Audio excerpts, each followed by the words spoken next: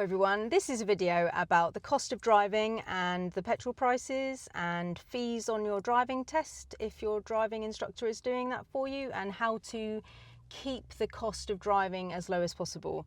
So sorry about my flush, I'm not very well today. I think I've got some kind of flu.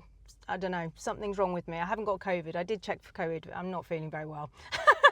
But I've got my kids at home and they need food, and I'm going to have to put a mask on and get in there, get some food from Lidl. Anyway, moving swiftly on. So basically, I've had to put my prices up, and I've put them up by £1 for those who are taking driving lessons in my car. The petrol price unfortunately has unbelievably skyrocketed. It's outrageous. I tried not to, and I said to myself I won't put my prices up until it goes into the 50s, 150 or one, and it's gone beyond that now where I live. So I did try not to do it. So I was paying 129, and then it's gone right up to like 152, 154, 157, and I've had to, and that's per litre. So that is bonkers, right? So yeah, I've had to put my prices up by £1 to those who are using my car. And if the petrol prices do manage to level out, then clearly I will put them down again, obviously. And like I say, to those who are not using my car, there's no difference. So anyway, so that's the first thing. So you may see that your driving instructor puts their prices up at the moment, I'm afraid. The second thing I'm going to talk about is the cost of your driving test and the fee that your driving instructor may be putting on there. So I don't do that, okay? I'm just going to say it. I don't do that. And I'm not trying to point the finger or say that it's right or wrong. You guys can make up your decision about that, but I will explain my side of the story and why I do what I do and what I've heard about why people do what they do.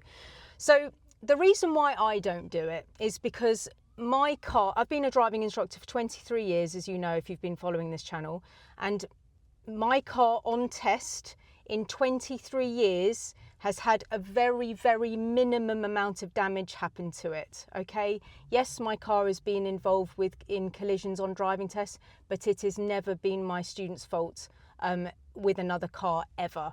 I think in 23 years, 3 people have hit my students, and it was their fault, and they paid, the other person paid for the damages, okay? Other things that have happened on driving test is people have scraped the alloy and have they burst the wheel? Yes, they've burst the wheel on driving test, and they've hit the curb. No, they've hit a pothole so much that the wheel alignment has gone out. So in 23 years, guys, it's not very much damage, right? So I made the decision not to put an extra charge on my car. However, I can see why some driving instructors say that they put the price on it for those reasons. I kind of get it. I've spoken to driving instructors in the test centre, okay? But my experience, 23 years, it doesn't happen very often, right? So can you really like ask all students to pick up the cost of it when it's quite rare? Unless you're not taking your students to test at the right time, which I've only just realised. Yeah, come and take your test in my car. Don't know who you are, but yeah, just take it out, and there's like a £300 like fee on that. That kind of makes sense, like if you're literally taking strangers. However, the DVSA have like knuckled down on driving instructors doing that. Naughty driving instructors who are just making a profit from going, yeah, it's fine. Yeah, I don't know who you are, but yeah, of course you can take my test, your test in my car. Of course, yeah, that's fine. That's a £300 fee. I don't care if you pass or fail. Couldn't care less if you're safe or not. Just take my car, and there's the fee and all the rest of it, right? So, but the DVSA have put rules about that now. So driving instructor, we get triggered if you get a serious fault, a dangerous fault, over 5 minors, and we get triggered, and then we have to do exams to like prove that we're good driving instructors. So a lot of us like you know, would be too scared to do that now, because we could like lose our job if we don't pass our exams, right?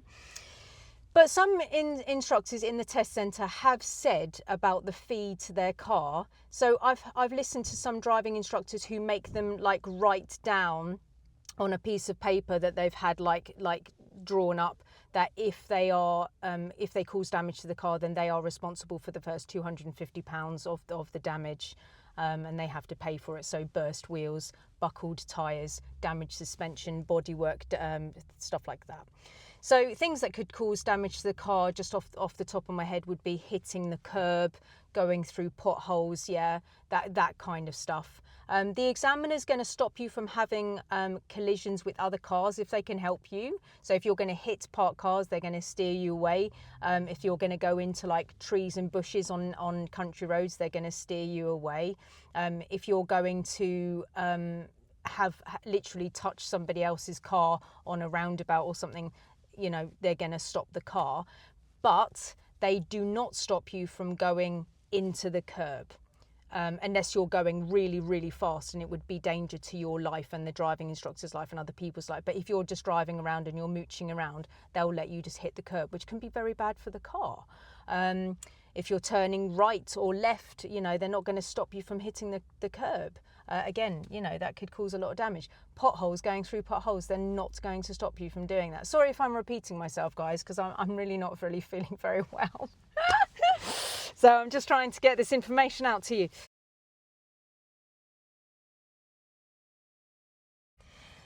Things to make it cheaper for you to learn how to drive is learn in your spare time. Learn in your spare time in a safe way, right? Don't do anything that's out of your depth for your own safety, okay? Do what your driving instructor has taught you, or if you're learning with an accompanying driver from the beginning, just be careful, guys. You know, just learn how to control the car in a safe place and then turn left, turn right, you know, just do crossroads a little and then mini roundabout. Just be careful, yeah? Like, don't let your accompanying driver take you out of your depth. You know, if you've only done a couple of lessons, do not go on a dual carriageway. You know, be sensible about this, you know. Don't start driving to Scotland if you've only had 2 lessons, you know. Be careful of your life and everybody else's, yeah. But do drive in your spare time. Get a car and safely practice as much as possible. The smallest amount of lessons that I've ever given somebody is 1, because they just learnt to drive with their accompanying driver, and then I checked the drive and then they passed. Yeah, so I just went, yeah, that's fantastic. I can't believe it. It's amazing. You know, you did great. And then the most amount of lessons that I've done is 5 years on and off with a lady from China. She kept on going back and forth from China, so it wasn't 5 years in total, of course, but it was just, there was a lot of travelling, so it took 5 years, but she got it in the end, right? So longest and shortest driving. The other thing that I'll talk about is 2-hour lessons. So before COVID, I didn't sell them, because I would literally get to an hour and a half and I would see the student's brain just falling out of their ear. Like that last half an hour sometimes can be just too much. It depends on where you are in your learning. Right at the beginning, 2 hours are good if you can keep your concentration, because there's a lot to learn in the foundations. It's quite good to sort of get yourself started with like a group of 2-hour lessons. But then it starts to get a bit much, like it's a bit overwhelming, and then like before COVID, I just didn't sell them really, unless people were absolutely begging me for them. When you're close to tests, sometimes it can be nice to do test routes and then the second hour for manoeuvres. But again, you just have to kind of really be careful with how you break the lesson up. Hour and a half, I think, is really good. They tend to be able to keep their concentration for an hour and a half quite nicely. And I don't think there's a waste of money there. It depends on the student. Okay? Some people are fine with 2 hours, but I would say more so than not, 2 hours is quite a long time. I mean, you can drive to London from where I am in 2 hours. You know, that's a long way. You know, even for me, if I drove to London today, I'd be tired, you know. I'm a driving instructor, you know, I'd be a bit tired if I've like driven all the way there, she says when she does 12-hour days. You get used to it. But like, you know, my point is this, you know, it's a long time to be like learning, taking in, and processing and cementing information into your mind. So I would say, potentially think about 1.5 hour lessons if you're trying to get longer lessons. I also wonder whether sometimes if you do want to learn quickly, not an intensive course, I don't sell them, okay, so I can't talk to you about intensive courses, I don't believe in them. There's I think there's the last time I looked into it, the pass rate was 50%, like if you do an intensive course. Guys, if I'm giving you the wrong statistic and some driving instructor's going, what are you talking about? That's not the right statistic. Yeah, well, the last time I looked, it was 50-50, and I just think that the safety of that, if you've never sat in a car before on the Monday and then on the Friday you've got your driving test, who in their right mind on Saturday would want to go to Alton Towers with that person if on the Monday they're like, oh, this is a steering wheel, is it? Oh, and this is a gear stick? Oh, right, and this is a handbrake. And then on Friday they've got their driving test, and then on Saturday you're going to Scotland or you're going to Alton Towers. No, I don't agree with that at all. I think that is dangerous. Unless you've ridden a motorbike or something before and you've got previous experience in that sense, or you've had driving lessons millions of years ago and now you're trying to wake it up. But a brand new student, no previous experience, Monday to Friday, test on the Friday, that is dangerous.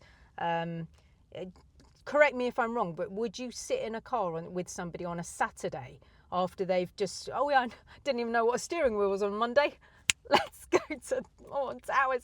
Yeah, no, basically.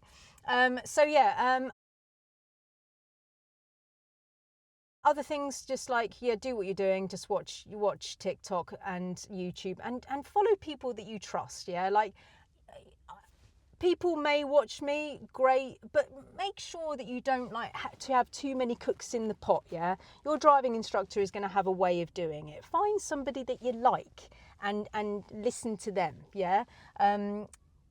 If you've got too many cooks in the pot, there's going to be slight differences between people. And then you're going to be picking it apart, going, which one's right, which one? Just choose somebody who you really like and have 3 or 4, maybe, 4 sound. Have 3 or 4 ones that you just think, yeah, I'm going to follow them. And I like their videos. Instead of having everything, yeah, it's too much, yeah. You're going to confuse yourself and it's going to be a nightmare. So I really recommend that you just do that. Read the highway code if you can be bothered. Seriously, it will help you so much. I know it's a boring book, but if you do that, you're just doing yourself a favour, yeah. Watch videos. Think about it in your spare time. Write the manoeuvres out. Write the orders out. Visualize yourself doing these things. Visualization, your brain can't differentiate between an imagined event and the real thing. So sit there, close your eyes, see yourself turning the wheel, however much you've been taught to do it for that bit, and see yourself doing it. So you've got a free driving lesson. Watch other people drive you when you're being driven. Why did they go at the roundabout? What blocker did they take? Yeah. Why are they making the choices that they've taken? Yeah, with good drivers. Watching good drivers when you do that. Yeah. And consider if you are going to have. Oh, see, look, this is because I'm not well. But consider if you do want to have longer lessons. I went off on a tangent, didn't I, about crash courses, intensive courses. If you do want to have more lessons, maybe instead of having like big lessons together, 2-hour lessons, maybe break them up to Monday and Friday, because then you've got processing, thinking time. You have one on Monday and then you think about it, and then you have one on Friday, and then you have one on Monday and Friday and Monday and Friday. That continuous driving all the time is good, little and often, yeah, you're fresh and you can take it in like a sponge. Having a massive lesson and then having 2 weeks off or whatever, and then a massive lesson, nah, I'd rather you have Monday and Friday rather than 2 hours and then a big break and then 2 hours again. I mean, it can work, don't get me wrong, it can totally work, but it depends. Like I said before, 2 hours at the beginning of your training and at the end, quite good. But in the middle, sometimes it can be a bit much. Right guys, so I hope this bit of information helps you today, and I hope I wasn't too all over the place. I'll have to check it through. I don't feel well. Look at that. I need to get some paracetamol inside me, and God, I'm really flushed, aren't I? Woo! I've got a proper temperature. Right, I need to find my my face mask and get into Lidl. I love Lidl. Brilliant. All right, I'll see you soon, and yeah, I hope this helps.